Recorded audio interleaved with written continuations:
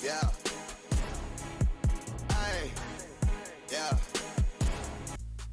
За юу яцгаанда залуусаа дараагийн видео бэлтгэж ирлээ. Энэхүү видеороо NBA-ийн 2009 оны драфтын номер 1 New Orleans Pelicans багийн хүчний довтлогч, жижиг довтлогчийн байрал тоглодог Zion Williamson талаар ярихаар энэхүү видео бэлтгэлээ.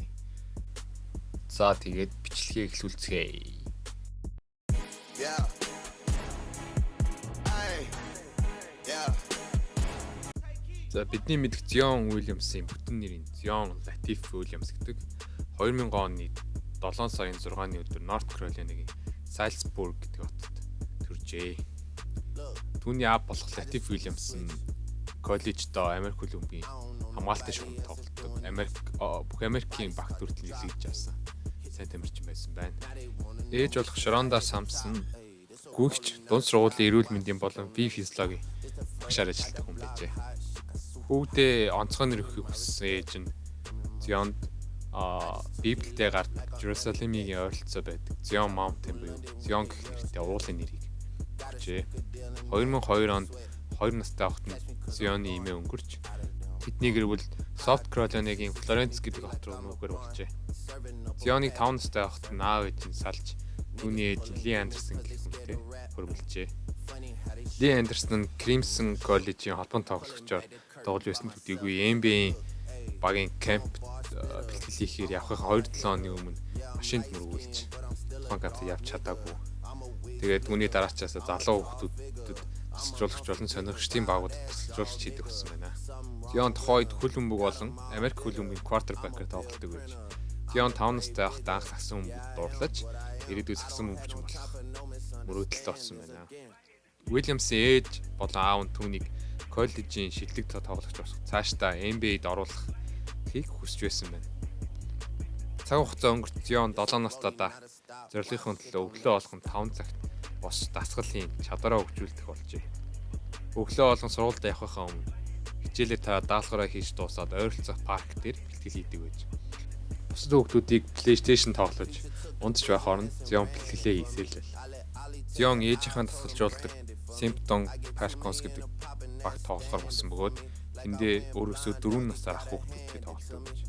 Үүний дараачаар Zion John Acne дунд сургуульд тоглох болж ээж нь бас тус багийн тасгалжуулагчаар ажиллах болжээ. Zion-ы ээж нь үргэлж хүүгээ сагсан бөмбөгийн онцгой авьяастай болон ирээдүйд коллежийн төвшөнд тоглож чадна гэдэгт итгэдэг байж.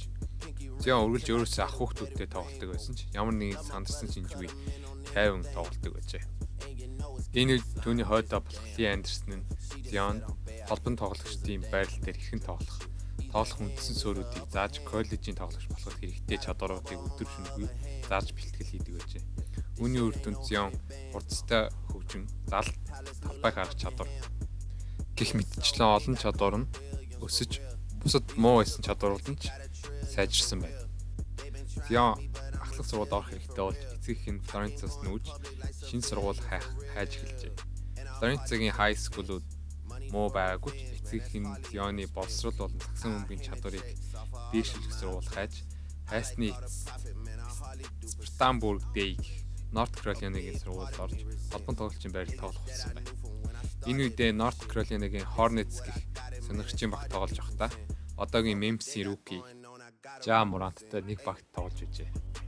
Zion эхний жилдээ л 24.4 оноо, 9.4 самбар, 2.8 дамжуулалт, 3 бөмбөг дасалт, 3 хаалт хийж тоглогчдыг тэргүүлжээ. Дараачлаад Zion орж ирэхдээ бусад тоглогчдоос их өссөн байлаа. Өмнө жил нь 1.80 54 кг байсан тунхагаа хөө гинтл 1.98 см 80 кг батлаа. Өсчээ. Үүнийг хараад бусад тоглогч ч ихсээ гайхаж байсан ч хамгийн хэцүү байсан хүн ээж нь байж. Байнга л хувцсанд багтаж өөр хувцас авахаас өөр аргагүй болдог байж. Zion сарын дотор 22 кг нэж байсан удаач бий. Түүний 2 дахь жил буюу 10 дугаар ангида 28.3 оноо, 10.4 самбар, 3.9 хаалт, 2.7 самбар, 2.5 дамжуулалт дунджилжээ. Тэр жил нь Zion-д анхны коллежийн тэтгэлэг ирсэн нь тухайн бүс нутгийн Watford коллежоос иржээ.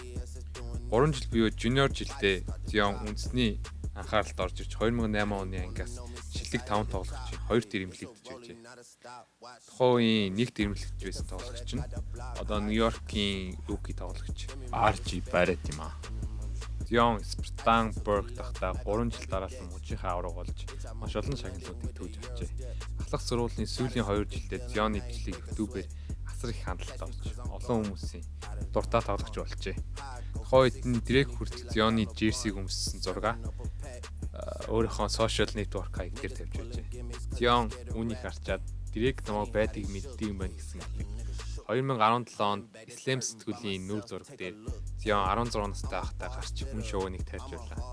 Louisiana State их сургуулиас Zion-д Америк хөлбөмбөгийн тэтгэлэг хүртэл санал болгож байлаа. Zion-д асар их тэтгэлийн санал ирж North Carolina, South Carolina-гаас ирсэн ч Duke-с мөн санал иржээ. Загсан бөмбөг сонирхогчд маань Duke-ийн сургуулийн тасалжуулагч Майк Шишевскийг амтахгүй зэ. Америкийн нэгдсэн улсын шигчээгийн тасалжуулагчийг он удаан жил хийсэн. Энэ их юм маань Zion Williams-ийн талаар бусад тасалжуулагчаас сонсож тоглолтын арга барил, тоглолтын бичлэгийг үзснээр маш их таалагдсан байна. Тийм учраас 8 сарын 30-нд Zion тэтгэлгийн санал явуулжээ. Сүүлийн жилдээ Zion 36.4 оноо 11.4 самбар дундчилсан байна. 2008 оны 1 сарын 20-нд ESPN-ийн шууд нэвтрүүлэг дээр Duke-ийг сонгож байгаа албан ёсоор зарлаж Duke-ийн их сургуульд 9 оржээ. Zion анхны тоглолтод 28 оноо 11 самбар хийж сургуулийнхаа шинэ тоглогч нэг тоглолтод авч байсан онооны рекордыг эзэлжээ. 2 сарын 20-нд болсон North Carolina болон Duke-ийн тоглолтод Zion-ы пүүз нь халтарч урагдан Zion бэртэл авсан бас тухайд маш шугам тарьсан үйл явдал болж байж. Уг тоглолтод Duke хожигдож энэ үйл явдлаас болж Nike-ийн хувьцаа 1.1 тэрбумын алдагдал хүлээсэн байна. Нэг өдрийн дотор. Nike компани пүүз ургацсан талаар өлегтэй тайлбар хийлгүй. Пүүзний материал болон Zion-ы хүнжинд асуудал байна гэж үзсэн байна. Үлрэл дуусгаад Zion оны шилдэг тоглогчийг хоёулыг нь авсан байна. 2009 оны NCAA-ийн цувралд SBS зөвхөн Zion-ыг дагдаг Zion Cam гэдэг камер хүртэл ажиллаж байжээ. Zion 1.14 cm өсөрснээр Duke-ийн өсрэлтийн рекордыг мөн эзэмшдэг байгаа. 2019 оны 4 сарын 16-нд Williamson NBA-ийн драфт нэрийн өгөхгүй албан ёсоор зарлаж NBA-ийн драфтын номер 1-ээр New Orleans Pelicans багт сонгогдсон ч Pelicans тоглохгүйгээр Duke-тэй дахин нэг жил тоглоно гэсэн шуум гарсан байна. Үүнийг Williams-ийн хойдоо болохлын андерсыг үүсгэж New Orleans Pelicans багт тоглохдоо Zion тааламжтай байгаа гэсэн яриагаар энэхүү цувраг нэтажээ. Zion Williams-ийн одоогийн биеийн жин 285 паунд буюу 130 кг. Биеийн өндөр нь 6.6 фут буюу 198 м байгаа юм. Энэ NBA 2 дор хамгийн хүн тоглогч болж байна.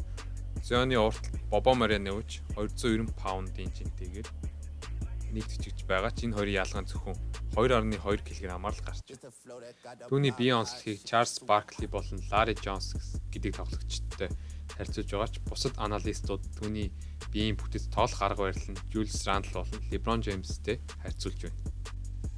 Zion Williams нь 2019 оны 7 сарын 23-нд Jordan Brand-тэй 7 жилийн $75 сая гэрээ хийсэн нь LeBron James-тэй хийж байсан $90 сая гэрээний дараа орохоор том гэрээ байлаа. Zion албан ёсоор NBA-ийн талбай дээр ямар ч тоглолт хийгээгүй бөгөөд өвдөгний бэртлээс болоод 6-аас 8-7 хоног талбайд гарах боломжгүй гэсэн мэдээлэл гарсан байгаа. Сүүлийн үед Zion Williams-ийн талаар маш шүүмжлэлтэй хандж байгаа нэг зүйл нь түүний биеийн жим. Түүний биеийн жиг олон хүмүүс шүүмжилж байгаа бөгөөд энэ өвдөгний бэртэл нь түүний энэ хүнд жингээс боллоо гэсэн асуудлууд маш ихээр яригдж байна. Үүн дундаас Tracy McGrady ингэж хэлсэн байна л да. Түүнд ямар ч тийм биеийн хэлбэр байхгүй, тэр зөвхөн л том гэж хэлсэн байна. Тэрний дараачаар саяхан түүний бэртэл авсан гэсэн мэдээллийн дараачаар Charles Barkley маань түүний биеийн жим бол өөрөө өвчин гэж хэлсэн байна л да. Charles Barkley-ийн ерөнхий утга нь болохоор ийм хүнд жинтэй тоглогч өвдөндөө ийм хүнд ачааллыг аваад удаан хугацаанд тоглож чадахгүй. Тийм учраас Zion маань жингээ асах ёстой гэсэн ерөнхий утгыг хэлсэн байлээ.